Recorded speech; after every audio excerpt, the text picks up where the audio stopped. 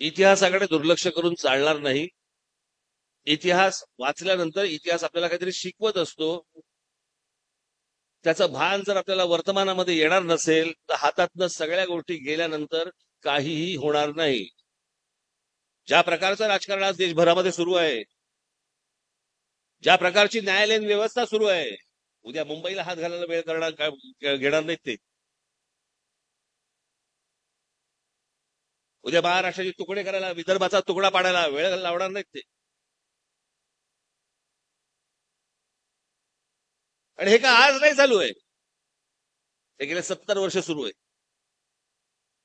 याचं कारण या प्रदेशाने, या महाराष्ट्राच्या प्रदेशाने, या मराठ्यांनी या संपूर्ण प्रदेशावरती राज्य केलं. अरे तुम्ही राज्य केलेली माणसं राज्य करत्यात. आम्ही फक्त पोवाड्यामध्ये ऐकायचं, कार्यक्रमात ऐकायचं, आमच्या मराठी माणसांनी अटकेपार झेंडे फडकवले. अटकेपार झेंडे फडकवले म्हणजे काय? आज तो पाकिस्तानच्या कुठेतरी ईशान्येला का कुठेतरी अटोक नावाचा किल्ला आहे, अटोक, त्याला अटकही म्हणतात. त्या अटक किल्ल्यावरती ज्या दिवशी भगवा लागला त्याला अटकेपार झेंडे फडकवलं म्हणतात. इथपर्यंत मराठा साम्राज्य गेलं होतं. या देशाचा पंतप्रधान, या देशाचा सगळा हा मराठ्यांनी बसवला. आपण इतिहास विसरलो आमचा.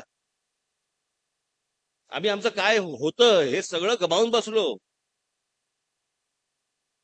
रोजच्या मोबाईलच्या क्लिप्समध्ये आणि टेलिव्हिजनच्या सिरियलमध्ये आम्ही अडकून पडलो.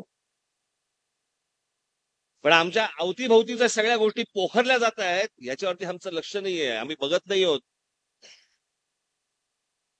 आज माझ्या बाजूला कोण राहायला आलंय, तो कसा काय राहायला आला, आणि माझ्या बाजूचा मराठी माणूस हा कसा काय गेला, आम्हाला विचार असं वाटत नाही. तो गेला कुठे गेला, मला माहिती नाही.